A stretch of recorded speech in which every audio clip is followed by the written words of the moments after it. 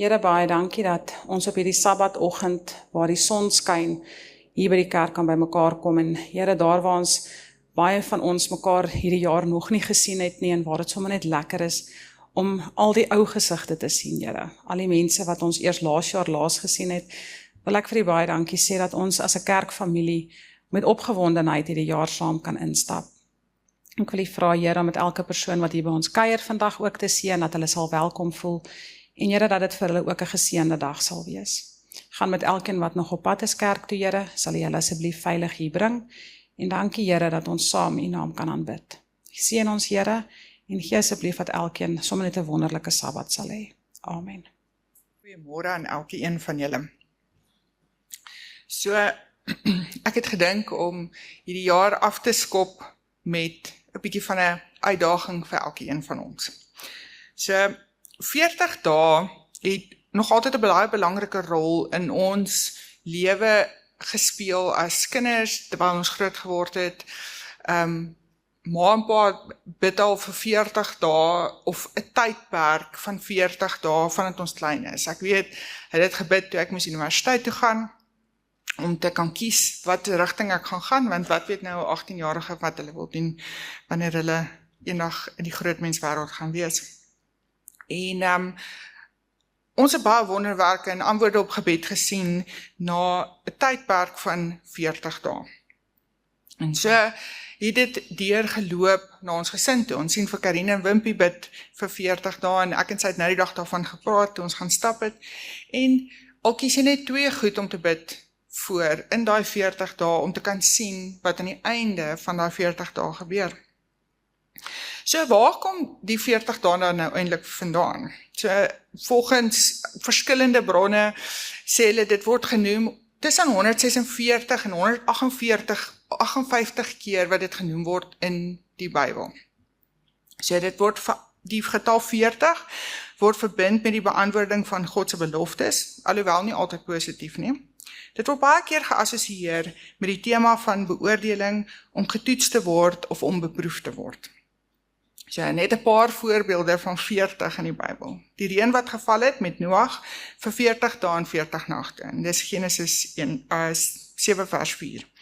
Israel was in die wildernis vir 40 jaar gewees, Exodus 16 vers 35. Moses op die berg, 40 dae sonder brood en water, Exodus 24 en 34. Die spioene in Kanaan, Numeri 13 vers 25. 40 houe was die maksimum straf, Deuteronomium 25 vers 3. God het die land laat rus vir 40 jaar, Rigters 3 vers 11 en 5 vers 31. Israel het gesondig, en God gee dit in die hand van die vyand vir 40 jaar, Rigters 13 vers 1.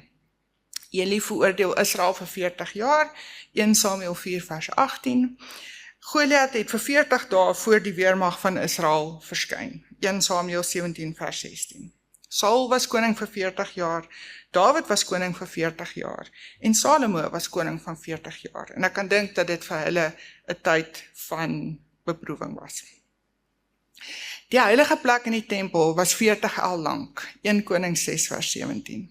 Elia het 1 maaltyd gehad, wat hom versterk het vir 40 dae, 1 Konings 19 vers 8.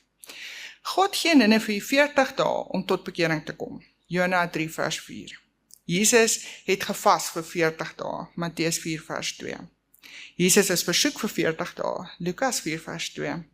En Jesus het vir 40 dae op die aarde gebly, na sy opstanding, Handelinge 1 vers 3. So, dit is nogal 'n indrukwekkende lys, maar die Bybel gee nie 'n spesifieke betekenis aan die getal 40 nie. Vir my gebruik Jesus die getal 40 om sy mense te versterk en om ons toe te rus. So ek het nou, ek dink 4 mense gaan kyk in hulle 40 dae van beproewing. So die eerste een is Noag se 40 dae van reën. En dit het gewys op reiniging en vernuwing. Vir 40 dae het die aarde die reën die aarde nat gemaak. Nie 'n sagte, deurdringende reën nie, nie 'n motreën nie, nie 'n reënbui wat val soos ons hier sal kry nie. Vir 40 dae aan mekaar het dit aan mekaar gereën. Dit was 'n wêreldveranderende vloed gewees. En terwyl dit lyk of God die aarde vernietig en alles uitvee, is hy eintlik besig met vernuwing. Hy was die sleg van die mense weg en maak plek vir iets vars, iets wat beter is. Die vloed is herstel. Ons almal weet dat die lewe vol geraas en verskriklik oorweldigend kan wees. Jy is die hele tyd besig om te veg teen goed wat jou aandag aftrek, versoekings en bekommernisse, en met tyd breek dit jou koneksie met God. Die volgende persoon is Moses se 40 dae op die berg. En daar sien ons 'n diepe gemeenskap met God. Moses klim die berg op en vir 40 dae is hy in God se teenwoordigheid. Geen afleiding nie, niks word van hom verwag nie, geen WhatsApp of 'n foon wat piep nie, geen behoeftes nie. Net Moses en God besig om te luister, besig om te leer en om hulle tyd met mekaar te geniet. Wat 'n droom. Kan jy jouself indink hoe dit moes gevoel het om so naby aan God te kan wees? As jy altyd op jou eie gevat het, 'n dag sonder jou foon of tyd in die natuur, dan weet jy hoe kosbaar die ervaring met God is. Hy vervul jou hele wêreld en jy voel asof jy vir die eerste keer leef. Maar Moses het nie net in God se teenwoordigheid ingeval nie. Hy het die berg geklim. Hy het besluit om alles en almal neer te sit. En God was met hom. En nou dink jy, dit was wonderlik vir Moses, maar ek het nie tyd of energie om 'n berg te klim en God se stem te hoor nie. Maar wat van as jy vir 40 dae dinge net so klein bietjie anders te doen? Al wat jy nodig het, is min of meer 20 minute elke dag. Die volgende persoon is Elia se 40 dae reis. So, ons kry krag in saak uit. Elia was 'n kragtige profeet. Hy het vuur uit die hemel uitgebid, opgestaan teen genadeloose reëls. Maar selfs die man het sy breekpunt gehad. In 1 Konings 19 kry ons hom moeg, moedeloos en net eenvoudig op. Hy voel nie sterk nie, hy voel nie of hy enigiets kan doen nie. Maar God is nie klaar met Elia nie. In plaas van om met hom te raas, versorg God vir Elia. Hy gee vir hom kos om krag te kry om die reis te voltooi. En vir 40 dae loop Elia na die Horeberg, nie met sy eie krag nie, maar met God se. En wanneer hy daar kom, en wanneer hy hom daar kom vind, hy nie God se stem in die harde wind nie, die aardbewing of die vuur nie, maar in 'n fluistering. Soos Elia, moet jy net die eerste tree gee, en wanneer jy na God luister, sal hy jou daar ontmoet, besig om jou te versterk, te lei, en met jou te praat, op 'n manier wat jy nooit verwag het nie. Dan kyk ons na Jesus se 40 dae in die wildernis. Voorbereiding vir dit wat voorlê. Mel sê altyd, as dit nou so gaan, waarvoor word ons dan nou voorberei? Voor Jesus met sy wêreldveranderende bediening begin het, voor wonderwerke, voor daar massa mense was, en voor hy begin onderrig het, gaan hy vir 40 dae die wildernis in. Geen kos, niks wat sy aandag kan afdry nie, net hy en sy Vader, en die vyand wat hom wil verlei. Hoekom doen hy dit? Hy is besig om vir iets groters voor te berei. Jesus vat die tyd saam met sy Vader om te bid, te vas en om homself geestelik te versterk. Maar wat sou gebeur as hy dit nie gedoen het nie? Nie een van ons weet wat volgende in ons lewens gaan gebeur nie. Maar God doen en hy het nog soveel meer vir jou. God het altyd meer vir sy kinders. Hy het 'n dieper, liefdevolle verhouding met hom, 'n sterker geloof, vreugde wat nie deur woorde beskryf kan word nie. Maar as jy nie plek maak vir God nie, gaan jy uitmis. So baie van ons doen dit. Ek sluit myself in. Ons is vreeslik gelukkig met 'n oppervlakkige geloof. Ons volg die beselfde patroon oor en oor. Daar is nuwe opwindende dinge wat wag. Met die eerste dae van 'n uitdaging is almal altyd opgewonde. Maar soos die tyd aangaan, raak dit al moeiliker. Die mens is moeg, of jy's besig, of jy's laat. Jy voel nie regtig anders nie, so jy wonder of dit werk. Die duiwel hou daarvan om ons te laat twyfel. Hou net op. Jy mors jou tyd. Elke keer wanneer God iemand geroep het in 'n periode van beproewing, het die groter betekenis van die les na vore gekom. Na 40 dae het Noag 'n nuwe wêreld betree. Na 40 dae het Moses die berg afgeklim met God se woord in sy hande. Na 40 dae was Elia versterk om sy opdrag klaar te maak. En na 40 dae het Jesus sy wêreldveranderende bediening begin. So wat gaan jou storie vertel? Wat sal dit sê na 40 dae? Sal jy dieselfde wees as vandag? So hier is my uitdaging. So ek het hierdie uitdaging op 'n webtuiste gekry terwyl ek besig was om 40 dae op te soek.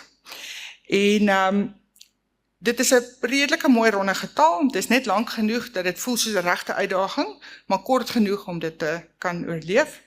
Dit is 'n Bybelse patroon en ons kan mekaar aanmoedig om getrou te bly vir 40 dae. So wat moet ons doen? So vir 40 dae kan ek nou amper sê jy kies 'n afstand van jou keuse. Hierdie mense het 1 myl geloop, soos 1.6 kilometer. Jy kan 1 kilometer loop, jy kan 'n afstand loop van jou keuse. Terwyl jy fokus op jou verhouding met Jesus en om nader aan hom te groei. En saam met dit kan jy besluit, ek wil nou amper sê wat se Bybelstudiepatroon jy wil volg. Ons kan ons lesstudie doen, jy kan 'n Bybelboek kies van jou keuse om te lees. Op hierdie stadium lees ons by die huis, is ons besig om deur 1 en 2 Samuel en die verhale van Dawid te lees. En ek waarborg, na 40 dae, deur God se woord te bestudeer en jou lyf 'n bietjie te beweeg, gaan jy nie dieselfde mens wees as wanneer die uitdaging begin het nie. Jy sal God se stem duideliker hoor. Jou gedagtes sal op hom gefestig wees. Jy sal uitdagings met grasie en vrede kan aanvat. Jou hart sal ligter voel en jy sal in harmonie wees met God se hart. So ek het vir almal, terwyl hulle die liedjie speel of ek het die diakens gevra om vir almal 'n kaartjie uit te deel. So dit sê die 40 dae Jesus uitdaging. So die uitdaging is om 'n afstand van my keuse te loop vir 40 dae terwyl ek tyd met Jesus spandeer. En dan het ek 40 kolletjies, ek is 'n regte juffrou gewees, so daar's 40 kolletjies en jy kan hulle afmerk, so jy kan kolletjies plak of hulle inkleer of 'n kruisie maak. Ek wou vir julle kolletjies bring, maar ek het nie daarby uitgekom nie. En dan onderaan kan jy skryf, wat het verander na 40 dae? En dan sal ek graag wil hê, so as almal môre begin, of die dag van jou keuse, wat dan 11 Januarie is, dan sal ons omtrent klaar wees die 19de Februarie. En ek wil julle aanmoedig om asseblief die kaartjies vir my terug te bring. Ek sal hulle graag wil gebruik met 'n voorprogram, om te kan sê, na die 40 dae, wat het verander in elkeen van ons lewens, en Dieter, jy is eerst op my lys. So ek gaan vir die bordmense vra om vir ons liedjie te speel en die diakens met kaartjies uit te deel, asseblief.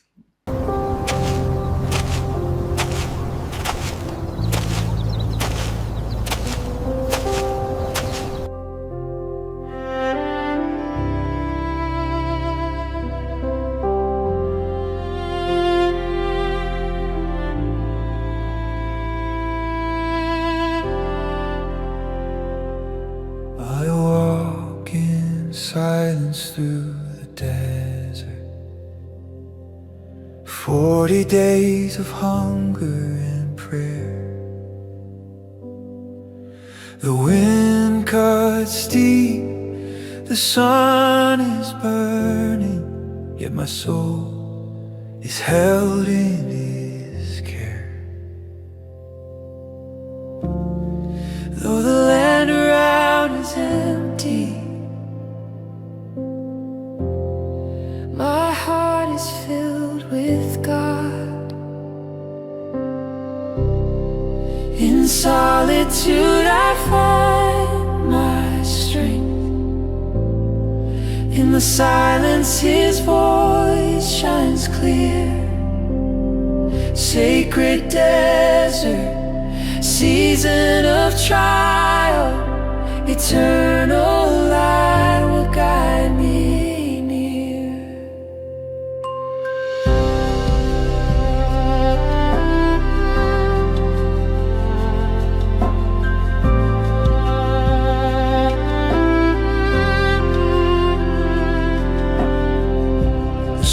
Around me show no life, but His Spirit breathes within. Every step becomes a prayer. My soul is fed by Him. The heavens open with His presence. God is with me, I will not fear.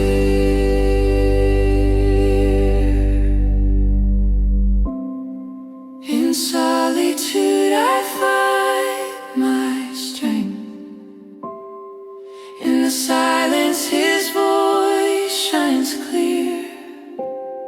Sacred desert, season of trial, eternal light will guide me near.